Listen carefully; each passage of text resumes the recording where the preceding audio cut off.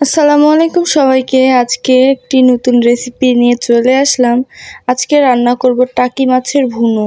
তো কড়াইয়ে দিয়ে দিলাম একটু বেশি পরিমাণে পেঁয়াজ কুচি। এখন তেল দিয়ে কিছুক্ষণ নাড়তে থাকবো। এই যে হালকা একটু নরম হয়ে এসেছে, এটাকে আমরা গুনলের পাতা বলি।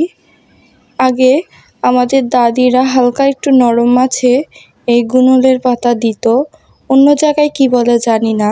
এরপরে পেঁয়াজের ওপর দারুচিনি, একটু গোলমরিচের গুঁড়ো, হলুদের গুঁড়ো, পরিমাণ মতো মরিচের গুঁড়ো, এরপরে আদা বাটা, রসুন বাটা, জিরা বাটা মিক্সড সব দিয়ে এভাবে নেড়ে চেড়ে গুনলের পাতা দিয়ে এখন এর মধ্যে দিয়ে দেব টাকি মাছগুলো।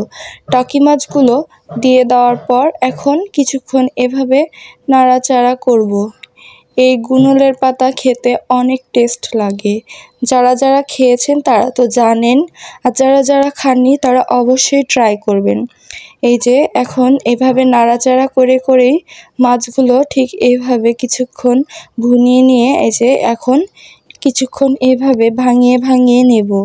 এই যে দেখুন, এভাবে কিছুক্ষণ ভাঙিয়ে ভাঙিয়ে নেওয়ার পর এরপরে একটু ভুনো ভুনো করে নামিয়ে নিলে এই তো হয়ে গেল আমাদের টাকি মাছের ভুনো।